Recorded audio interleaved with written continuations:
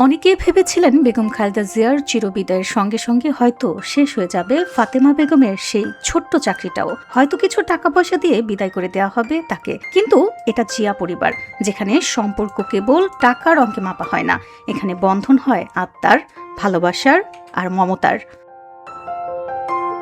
ফাতেমা বেগম শুধু একজন গৃহকর্মী নন, তিনি ছিলেন বেগম খালেদা জিয়ার ছায়াসঙ্গী, বিশ্বস্ত সঙ্গী, মায়ের মতো আগলে রাখা এক নীরব উপস্থিতি।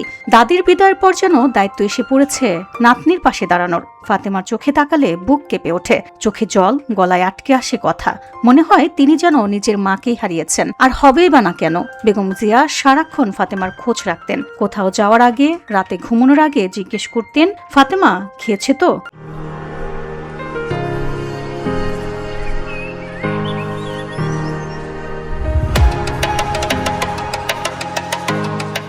এই যত্ন, এই মমতা চাকর মনিবের সীমারেখা বহু আগেই ছাড়িয়ে গিয়েছিল।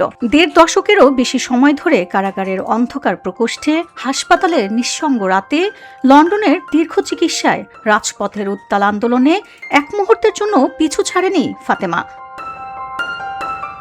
এখন সময় বদলে গেছে। ত্রয়োদশ জাতীয় সংসদ নির্বাচনের আগে ২রা ফেব্রুয়ারি মহাখালীর DOHH খেলার মাঠে চায়ের আড্ডায় দেশ গড়ার স্বপ্ন দেখছেন তরুণরা। আর সেই টেবিলে বসেছেন তারেক রহমানের কন্যা জাইমা রহমান, আর তার কাছেই নীরবে দাঁড়িয়ে ফাতেমা বেগম। অভ্যাসবশতই জাইমা বললেন, আসুন, পাশে বসুন।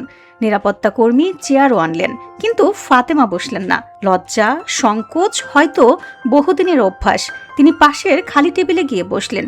তবুও চোখে চোখে কথা হলো, হৃদয়ে হৃদয়ে বোঝাপড়া চলল। এই ছোট্ট ঘটনাতেই লুকিয়ে আছে আরো বড় সত্য। জিয়া পরিবারের ফাতেমা আর শুধু গৃহকর্মী নন, তিনি পরিবারেরই একজন।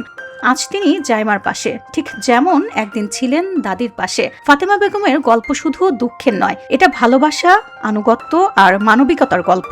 যখন রাজনীতির ঝড় ওঠে, নেতারা থাকেন আলোচনার টেবিলে, ঠিক তখনই এমন মানুষরা থাকেন ছায়ায়, নীরবে, নিঃশব্দে, কিন্তু অটুটভাবে।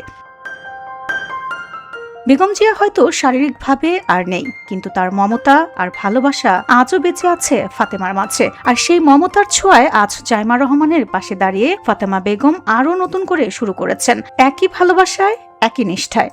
কারণ সত্যিকারের সম্পর্ক কখনো চাকরির গণ্ডিতে আটকে থাকে না, তা চলে আত্মার গভীরে, যেখানে হারানোর পর কিছু ভালোবাসা থেকে যায় চিরকালের জন্য।